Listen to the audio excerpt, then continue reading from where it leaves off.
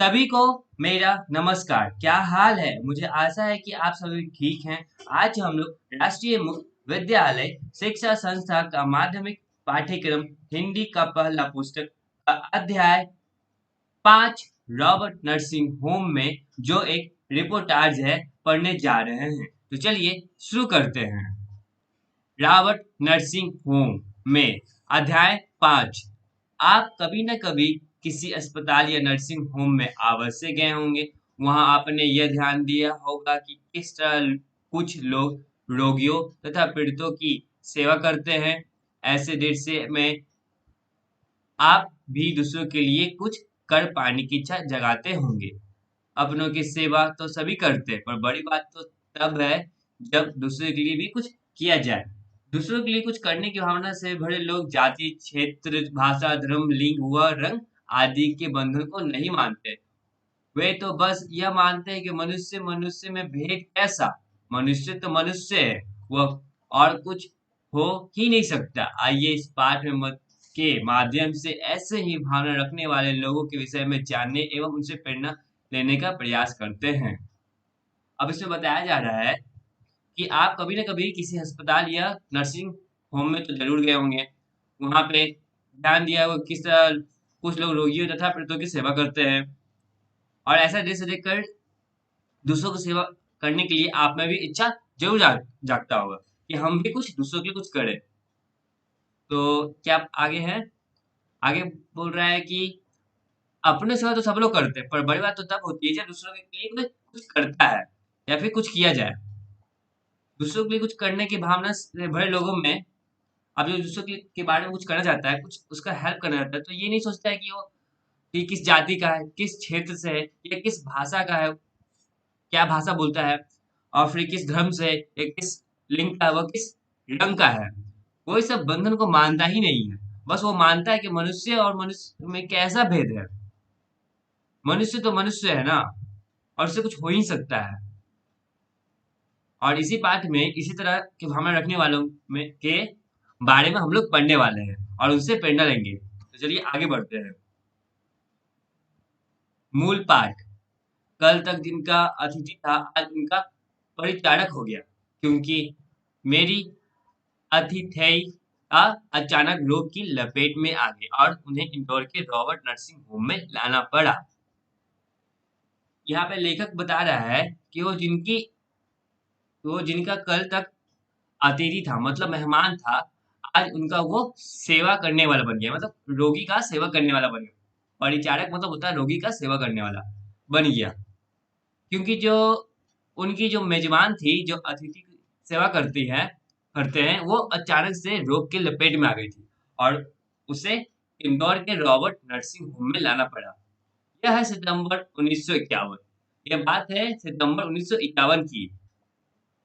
रोग का आघात पूरे वेग में, परिणाम कपकपाता और वातावरण चिंता से घिरा घिरा कि हम सब सुस्त। तभी मैंने चौंक कर देखा कि अपने विशिष्ट धवल वेश में अछंदित नारी कमरे में आ गई है।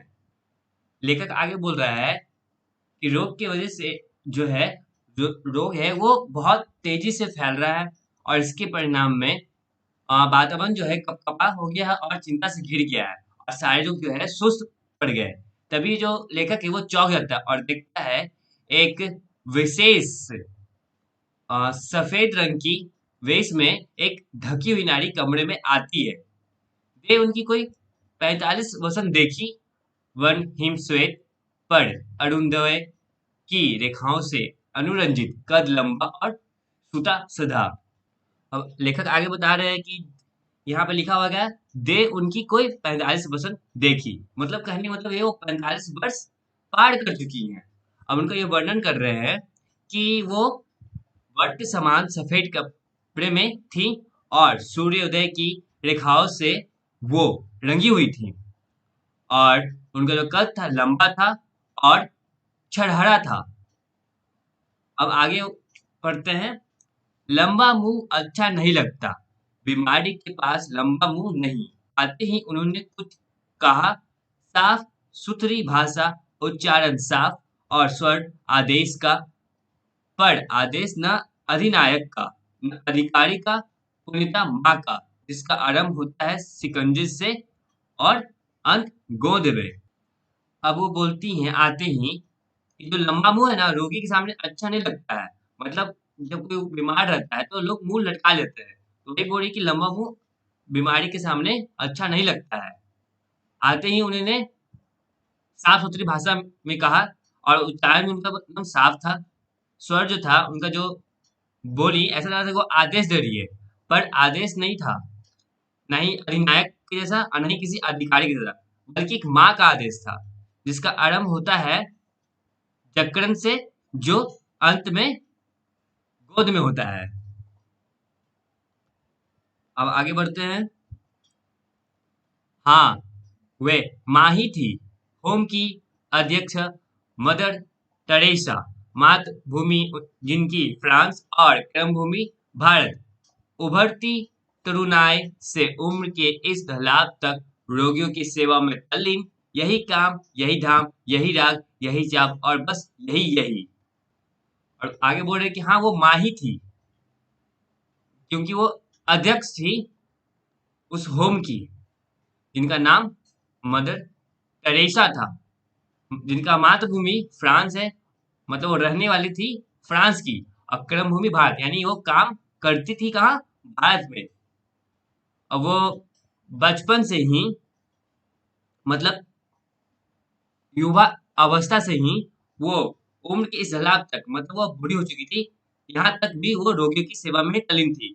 बस उनका यही काम था, यही धाम था और यही राग था, और बस यही यही करना चाहती थी। उन्होंने रोगी के दोनों म्लान कपोल अपने चांदनी चर्चित हाथों से थपथपाए, तो उसके सूखे अंधेरों पर चांदी की एक रेखा खींचाई और मुझे लगा कि वातावरण का तनाव कुछ कम हो गया। अब जो है मदर टेरेसा जो है, उन्होंने रोगी के दोनों म्लान कपोल पे अपने चांदी से चर्चित हाथों से उसे थपथपाया, मतलब वो अपने हाथों से थपथपाई, तो जो उसके सूखे अधरों पे जो था, एक चांदी की रेखा खींची गई और लेखक को लगा कि वातावरण जो है उसमें जो तनाव है वो कुछ कम गया है। तभी एक खटाक और हमारा डॉक्टर कमरे के भीतर, मदर ने उससे देखते ही कहा, डॉक्टर तुम्हारा बीमार हंस रहा है। और अचानक से तभी खटाक की आवाज आया, और फिर डॉक्टर जो है, हमारा डॉक्टर मतलब जिसका इलाज कर रहा था, उस वही डॉक्टर जो है कमरे के अंदर आता है, और उनको देखकर जो मदर बोलती हैं कि तुम्हारा डॉक्टर, तुम्हारा जो मरीज है वो तो हंस रहा है। अब आगे पढ़ते हैं हम लोग। हाँ मदर, तुम हंसी बिखेरती जो हो। डॉक्टर ने अपने जाने कितने अनुभवों यो एक ही वाक्य में गुथ दिए। अब वो बोलते हैं डॉक्टर कि हाँ मदर, तुम हंसी बिखेरती जो हो, और ये जो डॉक्टर है एक ही वाक्य में सारे अनुभवों को गुथ देते हैं। मैंने भावना से अभिभूत हो सोचा, जो बिना प्रसव किए ही माँ बन सकती है, वह 30 रुपए मानसिक, वह 20 वर्ष से दिन और रात सेवा में लग सकती है, और वही पीड़ितों के तड़पते जीवन में हंसी बिखेर सकती है। ये लेखक बोल रहा है कि उसके मन में भावना आता है, और वो सोचता है कि जो बिना प्रसव किए माँ बन सकती है और 30 रुपए की महीने में काम कर सकती है और 20 वर्ष से दिन रात यही काम कर रही है, और वही जो है पीड़ितों के तड़पते जीवन में हंसी बिखेर सकती है। आगे बढ़ते हैं। तीसरे पहर का समय, थर्मामीटर हाथ में लिए वे आई मदर टेरेसा, और उनके साथ एक नव युवती उसी वशिष्ठ ढल वेश में, गौर और आकर्षक, हाँ गौर और आकर्षक, पर उसके स्वरूप का चित्रण करने में ये दोनों ही शब्द असफल। यो कहकर उसके आसपास आ पाऊंगा कि शायद चांदनी को दूध में घोलकर ब्रह्मा ने उसका निर्माण किया हो। रूप और स्वरूप एक का एक देवी साचा सी वह लड़की, नाम उसका क्रिस्ट हेल्थ, और जन्मभूमि जर्मनी। अब जो है ये तीसरा पहर का समय है, और एक थर्मामीटर हाथ में लिए हुए आती है मदर टेरेसा, और उनके साथ एक नव युवती होती है, और उसका भी फेस बिल्कुल मदर टेरेसा की तरह ही होता है। और बोल रहे हैं कि वो गोड और आकर्षक होती है। हाँ, फिर वो बोलते हैं कि हाँ वो गोड आकर्षक ही है, और उसका जो स्वरूप है, जिसका चित्रण वो करते हैं, वो कहते हैं कि जो दोनों शब्द है गोड और आकर्षक, ये दोनों ही शब्द उसका चित्रण करने में असफल हो रहा है। यो कहकर मैं उसके पास आसपास आ पाऊंगा कि शायद चांदनी के दूध घोल कर ब्रह्मा ने उसका निर्माण किया होगा। मतलब ये जो शब्द बोल के उसके आसपास आ पाऊंगा, ये सोच रहे थे वो, और फिर बोलते हैं कि ब्रह्मा ने उसको चांदनी में दूध घोलकर उसका निर्माण किया होगा। कौन सोचे थे? लेखक। रूप और स्वरूप एक दैव साक्षी, वो लड़की, वो बोल रहे जिसको रूप और स्वरूप था वो एक दैविक की तरह था, वो लड़की का, और नाम उसका था क्रिस्ट हेल, और वो जन्मभूमि की थी। कहाँ की थी? जर्मनी की। उसका जो जन्मभूमि था वो जर्मनी था। फ्रांस की पुत्री मदर टेरेसा और जर्मनी की दुहिता क्रिस्ट हेल, एक साथ, एक रूप, एक ध्येय, एक रस। वो बोलते हैं कि फ्रांस की पुत्री मदर टेरेसा और जर्मनी की बेटी क्रिस्ट हेल्ड, दोनों एक साथ आते हैं, एक ही रूप के होते हैं, और एक ही ध्येय और एक ही रस के होते हैं। ध्येय का मतलब होता है उद्देश्य। अब आगे बढ़ते हैं। तुम्हारा देश महान है, जो युद्ध के देवता हिटलर को भी जन्म दे सकता है, और तुम्हारे जैसी सेवाशील बालिका को भी। मैंने उससे कहा तो दर्प से दीप्त हो वह स्टैचू हो गई और अपना दाहिना पैर पृथ्वी पर बेग से ठोकर बोली, यस यस। अब लेखक बोलते हैं उस लड़की से कि तुम्हारा जो देश है वो महान है, जो युद्ध के देवता हिटलर को भी जन्म दे सकता है, और तुम्हारे जैसी सेवाशील बालिका को भी। मैंने उससे कहा, किसने कहा? लेखक ने उससे कहा, उस लड़की से कहा। तो वो जो लड़की थी, गर्भ से दमकती हुई स्टैच्यू हो गई, मतलब मूर्ति बन गई, और अपना दाहिना पैर को वो पृथ्वी पर बहुत तेजी से पटक कर बोलती है, यस यस, मतलब हाँ हाँ। वह दूसरे कमरे में चली गई तो मदर टेरेसा को टटोला, आप इस जर्मन लड़की के साथ प्यार से रहती हैं। जब वो लड़की दूसरे कमरे में चली जाती है तो ये लेखक है, वो मदर टेरेसा से बात लिखवाते हैं और पूछते हैं, क्या इस जर्मन लड़की के साथ आप प्यार से रहती हैं? बोली, हाँ, वह भी ईश्वर के लिए काम करती है और मैं भी, फिर प्यार क्यों ना हो। मैंने नस नस तर चुभाया, पर फ्रांस को तो हिटलर ने पद दलित किया था, यह आप कैसे भूल सकती हैं? तो मदर टेरेसा बोलती, हाँ, वो भी ईश्वर के लिए काम करती है और मैं भी, फिर प्यार से क्यों ना हो। फिर लेखक बोल क्या करते हैं, वो मदर टेरेसा को उस्काते हैं और बोलते हैं कि जो फ्रांस का हिटलर था, सॉरी, जो फ्रांस को हिटलर जो था पद दलित कर दिया था, ये आप कैसे भूल सकती हैं? नस्तर तेज था, चुभन गहरी थी, पर मदर का कलेजा उससे अछूत रहा। बोली, हिटलर बुरा था, उसने लड़ाई छेड़ी, पर उससे इस लड़की का भी घर ढह गया और मेरा भी, हम दोनों एक। वो बोल रहे हैं कि जो मैंने ये नस्तर जो था, नस्तर जो था, इसको कहते हैं क्या? धारदार जैसा औजार। मतलब जो उनको उस्काया था ये लेखक, किनको? मदर टेरेसा को, तो वो ये जो तेज था, लेकिन और चुभन भी जो थी गहरी थी, पर जो मदर टेरेसा का कलेजा था वो इससे अछूत था, मतलब इससे दूर था। बोले कि हिटलर जो था वो बुरा आदमी था, उसने के जो लड़ाई छिड़ी थी उससे इस लड़की का भी घर ढह गया। किसका? जो लड़की अभी दूसरे कमरे में चली गई, इसका नाम था क्रिस्ट हेल्ड। वो बोली कि इसका भी घर ढह गया और मेरा भी, तो हम दोनों एक ही हुए ना। आगे बढ़ते हैं। हम दोनों एक, मदर टेरेसा ने इतने गहरे डूब कर कहा कि जैसे मैं उनके उनसे उनकी लड़की छीन रहा था, और उन्होंने पहले ही दाव में मुझे चारों खाने दे मारे। मदर चली गई, मैं सोचता रहा, मनुष्य मनुष्य के बीच मनुष्य ने ही कितनी दीवारें खड़ी की है। ऊंची दीवारें, मजबूत फौलादी दीवारें, भूगोल की दीवारें, जाति वर्ग की दीवारें, कितनी मनहूस, कितनी नगण्य, पर कितनी अजय। अब बोल रहा है ये लेखक कि वो बोली, हम दोनों एक। मदर टेरेसा का जो ये बात था बहुत ही गहरा और दुख करता हुआ बात था।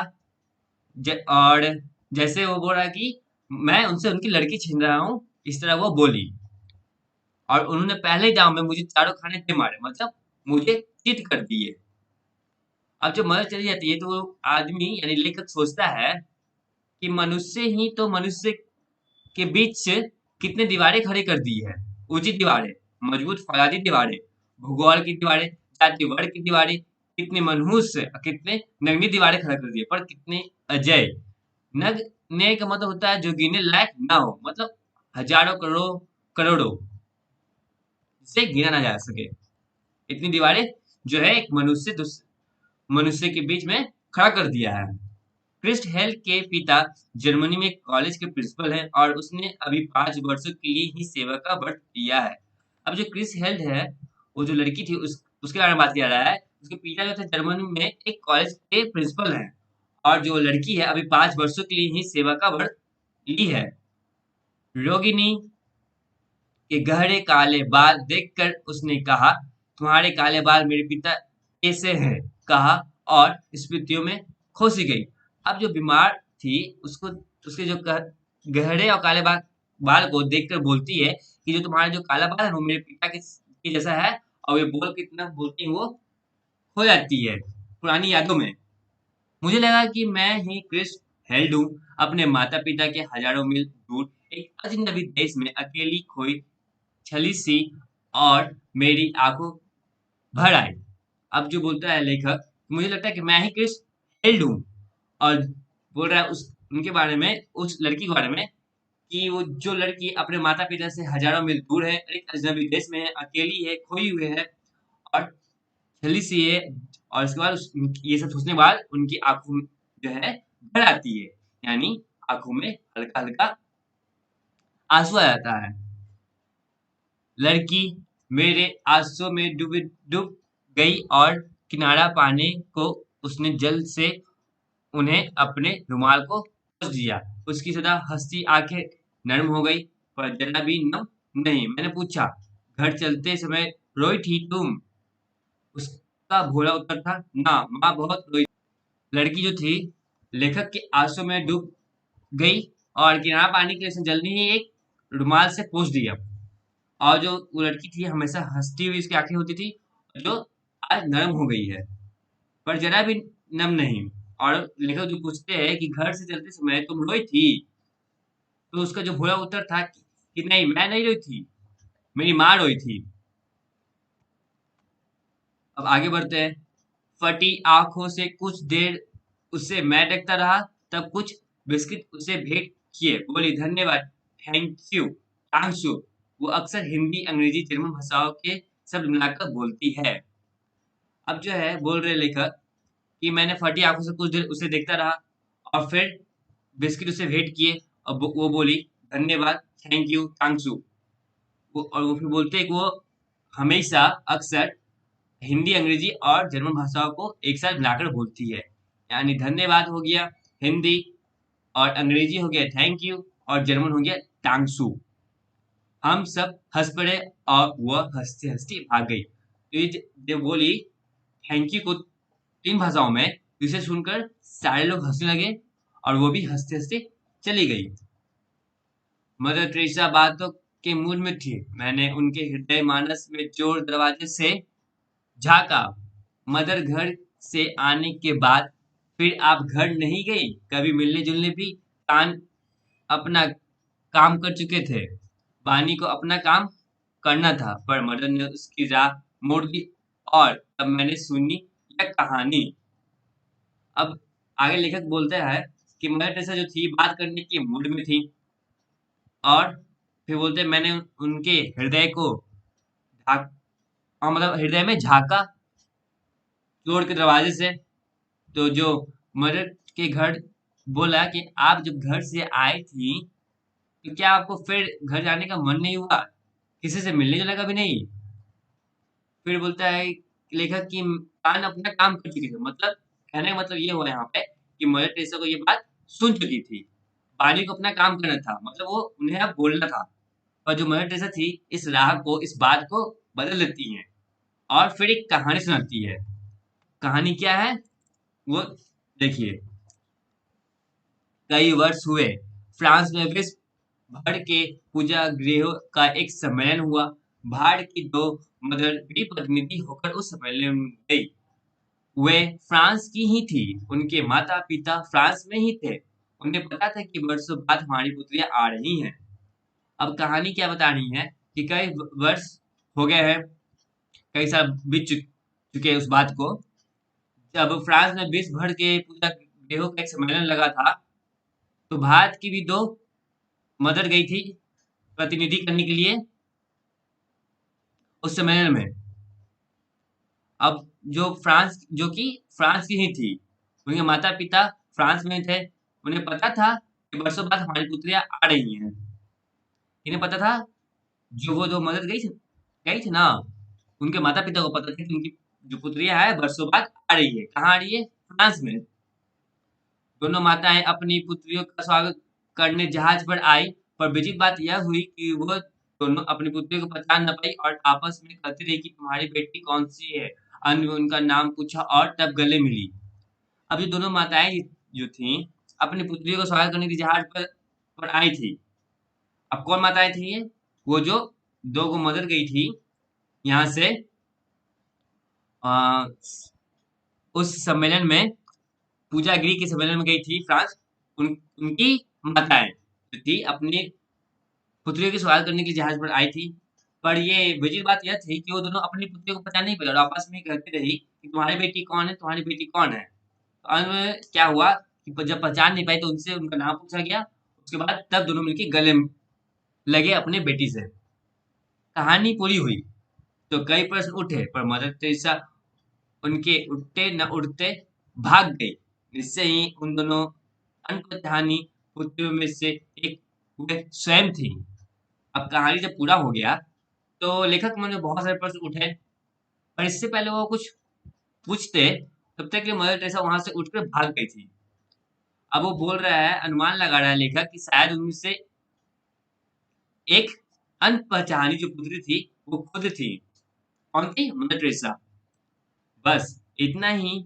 एक दिन मैं उनसे और कहला सका, घर से बहुत चिट्ठी आती है तो मैं यहाँ के किसी स्थान का फोटो भेज देती हूँ। अब बोल रहे हैं बस इतना ही कि मैं एक दिन उनसे कहला सका कि तो वो बोली कि घर से बहुत सारी चिट्ठी आती हैं, तो मैं यहाँ से किसी स्थान का फोटो जो है वो भेज देती है। कौन भेज देती है? मदर टेरेसा अपने घर वालों को, जब घर से बहुत सारी चिट्ठी आती है तब। रोग पूरे उभार पे था, रोगी के लिए असह्य। मदर टेरेसा ने कहा, तुम्हारे लिए आज विनती करूंगी। उनका चेहरा उस समय भक्त की श्रद्धा से अलौकिक हो उठा। अब जो है रोगी जो रोग जो था वो पूरे उभार पे था, मतलब वो रोग जो था दिन ब दिन बढ़ता ही जा रहा था। अब जो कि रोगी के लिए असह्य था, मतलब सहन जो था वो सहन नहीं कर सकती थी। इतना ज़्यादा रोग दिन ब दिन उसका बढ़ते जा रहा था। अब जो मदर टेरेसा बोली कि आज तुम्हारे लिए मैं विनती करूँगी, उनका चेहरा जो था उस समय भक्त की श्रद्धा से अलौकिक हो उठा, मतलब चमक उठा। जैसे एक भक्त का चेहरा हो जाता है ना, उस समय श्रद्धा से, उस समय उसी तरह तरह मदर टेरेसा का भी हो उठा। रोगी ने कहा, कल भी करना मदर। मदर ने स्वर में मिश्री ही मिश्री, पर मिश्री कूजे की थी, जो मिठास तो तुरंत ही देती थी, पर घुलती तुरंत नहीं, और बल का प्रयोग हो तो मुंह तक को छेल लेती है।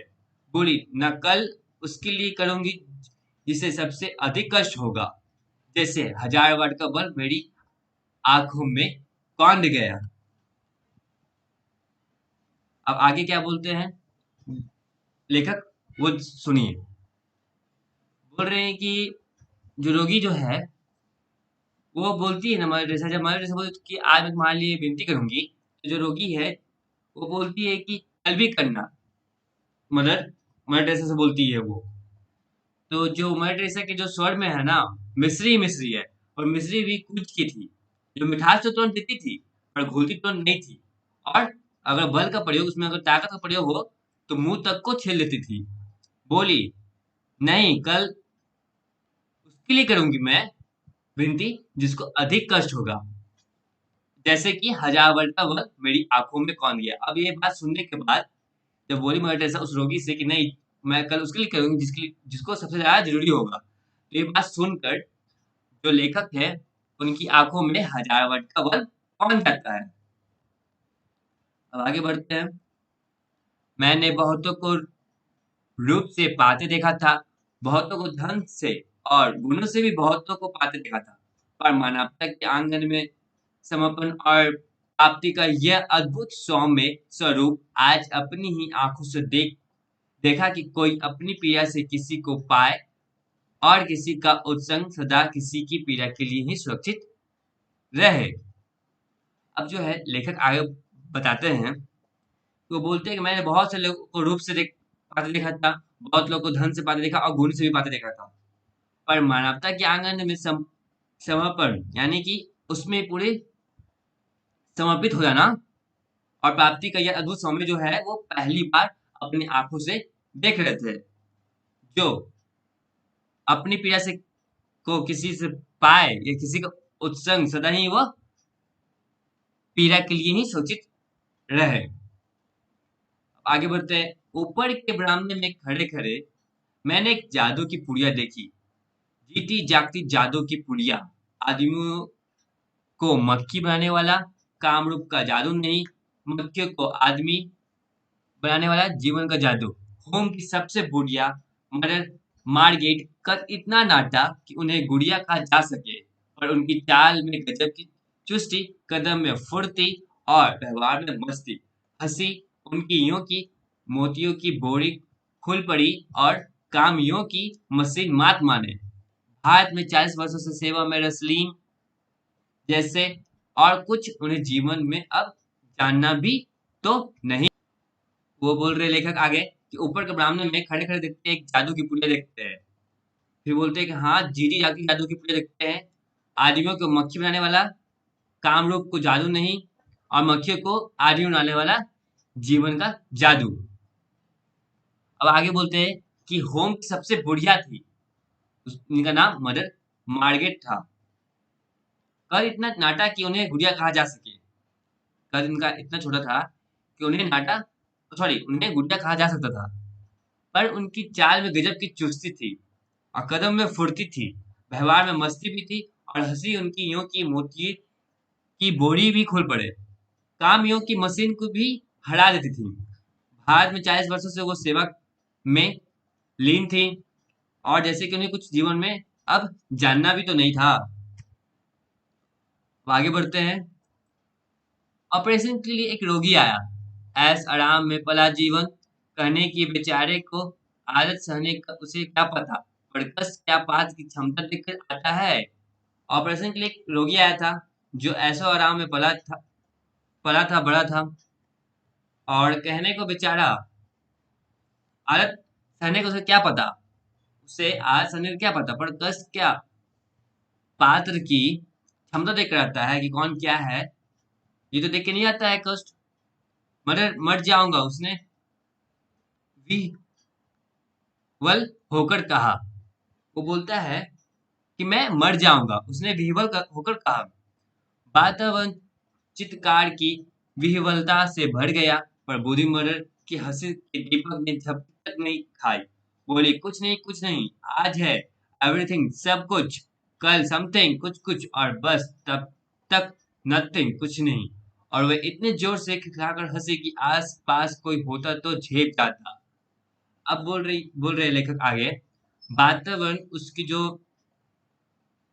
विह्वलता था उससे चित्कार गई, लेकिन जो बूढ़ी मदर थी वो हंसी के दीपक से झपकी तक नहीं खाई और बोली कि कुछ नहीं, कुछ नहीं, आज एवरीथिंग, मतलब आज सब कुछ है, कल समथिंग, कल कुछ कुछ होगा, और बस तब तक नथिंग, फिर उसके बाद कुछ भी नहीं होगा। और वह इतने जोर से खिलखिलाकर हंसी कि आसपास अगर कोई होता तो झेप जाता, यानी शर्मा जाता। अब आगे बढ़ते हैं। एक रोगी उन्हें देखा, चिंता के गर्त से उठ उभरती रोगिणी जोर से चुटकियां बजाकर वे किलकी जी उठी अर्थ है जी उठी। अब जो एक रोगी उन्हें देखकर चिंता के गर्त से उठ उभरती है रोगिणी और जोर से चुटकियां बजाकर वे किलकी करती है और बोलती है जी उठी, जिसका मतलब था जी उठी मैं जी उठी। यह अनुभव कितना चमत्कारी है कि यह जो कितनी जितनी अधिक बूढ़ी है वह उतनी ही अधिक फुल मुस्कान मई है। यह किस दीपक की ज्योत है, जागरूक जीवन की, लक्ष्यदर्शी जीवन की, सेवानिरत जीवन की, अपने विश्वासों के साथ एकाग्र जीवन की। भाषा के भेद रहेंगे भी, पर यह ज्योत विश्व की सर्वोत्तम ज्योत है। अब बोल रहे हैं कि जो अनुभव था कितना चमत्कारी है, जो कि जितनी अधिक बुरी है उतनी ही अधिक उत्फुल है, मुस्कानमयी है और ये किसी दीपक की ज्योत की तरह है, जो जागरूक जीवन की है, लक्ष्यदर्शी जीवन की है, सेवानिरत जीवन की है, अपने विश्वासों के साथ एकाग्र जीवन की है। भाषा का भेद रहेंगे भी, पर ये ज्योत विश्व की सर्वोत्तम ज्योत है। ये जो लेखक है ये उस बुढ़िया जो थी मदर, उनके बारे में ये कह रहे हैं। सिस्टर क्रिस हेल का तबादला हो गया, अवधानी के भील सेवा केंद्र में काम करेंगी। ओह, उस जंगली जीवन में यह कपूरिका पर कपूरिका तो अपने स्वर्ण में इतनी लीन है कि उसे स्वर्ग के अतिरिक्त और कुछ दिखता ही नहीं। जो है बोल रहे लेखक, जो सिस्टर क्रिस हेल थी, वो जो मदर टेरेसा के साथ आई थी, जब वो मदर टेरेसा लेके आई थी शुरू उस टाइम, जब दोबारा मिलने के लिए उस रोगी से थर्मामीटर लेकर, तो जो क्रिस जो एक लड़की है उसका नाम क्रिस हेल है, उन्हीं की बात किया जा रहा है यहाँ पे भी। जो सिस्टर क्रिस हेल थी उनका तबादला जो है अब वो धानी के भील सेवा केंद्र में हो गया है, जहाँ वो अब काम करेंगी। और बोलते हैं कि उस जंगली जीवन में, मतलब वहाँ जंगल जीवन है, लेकिन ये कापोरिका, मतलब कापोरिका का मतलब होता है कपूर जैसी गोरी दे वाली। वो कापोरिका तो अपने स्वभाव में इतनी लीन है, मतलब वो अपने काम में वो इतनी लीन है कि उसे स्वर्ग के अतिरिक्त और कुछ दिखता ही नहीं। चलिए हम लोग आगे बढ़ते हैं अब। वह हमें लोगों को मिलने आई, हंसती खिलती बिखरती और उदकती। यहाँ से जाने का उसे विषाद नहीं, एक नई जगह देखने का चाव उसके रोम रोम में। पर मुझे उसका जाना कठोर सा रहा था। वह दूसरे रोगियों से मिलने चली गई। वो जो थी वो मिलने आई सबसे, हंसती हुई खिलती हुई बिखरती हुई और कूदती हुई। यहाँ से जाने का उसे कोई विषाद नहीं था, और उसे एक चाव था, मतलब उसे देखने का एक नई जगह का चाव था, उसके रोम रोम में जो झलक रहा था। पर उसको जाना जो था मुझे कुचोट सा रहा था। किसे कुचोट रहा था? लेखक को। वो दूसरे रोगियों से मिलने चली गई, फिर इधर उधर आते जाते वह दो तीन बार कमरे के बाहर से निकली, पर फिर एक बार भी उसने उधर नहीं झांका। मैंने अपने से कहा, कोई लाख उलझे उसे किसी में नहीं उलझना है। और तब सिस्टर क्रिस हेल्ड का सच यह है कि सिस्टर मदर वर्ग का निसंग निर्लिप्त निर्दवर्द माफ करना निर्वर्धब जीवन पूरी तरह मेरे मानस चक्षुओं में समा गया। और फिर मैंने आप ही आपका शीर्षक क्रिस हेल, हम भारतवासी गीता को कंठ में रख कर धनी हुए, पर तुम उसे जीवन में ले कृतार्थ हुई। और आगे बताते हैं लेखक, इधर आते जाते वो दो तीन बार कमरे के बाहर से निकली, पर फिर वो एक बार भी उधर नहीं झांकी। मैंने अपने से कहा, कोई लाख भी उलझे लेकिन वो किसी में उलझती नहीं है। और तब शिष्य क्रिस हेल्ड का सच यह है कि शिष्य मदर वर्ग का निसंग, मतलब अलग, निलिपिट निवर्धब जीवन पूरी तरह से मेरे मानस चक्षुओं में समा गया, मतलब मन के नेत्र में। और फिर आप ही आपका शिष्य कृष हेल हम भारतवासी गीता को कंठ में रखकर धन्य हुए, पर तुमने उसे जीवन में ले कृतार्थ हुई, मतलब धन्य हुई। इनके लेखक का नाम है कन्हैयालाल मिश्र प्रभाकर, और इस तरह से ये पाठ खत्म हुआ। बोध प्रश्न बनाने का प्रयास कीजिएगा,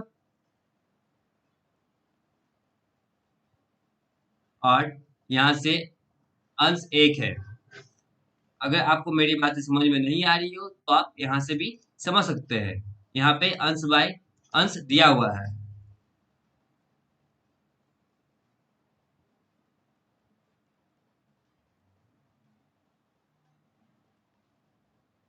और यहाँ से अंश 2 है। ये पाठगत प्रश्न 5.1 है।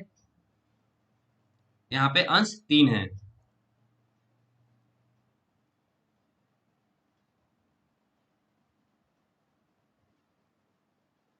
ये रहा पाठगत प्रश्न 5.2। ये रहा पठान प्रश्न, और ये रहा उत्तरमाला। अगर इस अध्याय से कोई परेशानी हो तो अपनी परेशानी को टिप्पणी बॉक्स में हमसे साझा कर ले, और सारे बोध प्रश्न और पाठगत प्रश्न एवं प्रधान प्रश्न बनाने का पहले खुद से प्रयास करें। अगर खुद से नहीं बना पाते तभी उत्तरमाला से मदद ले। अगर कोई कठिन शब्द समझ में नहीं आ रहा तो वो भी हमसे साझा करें। आप सभी को मेरा धन्यवाद।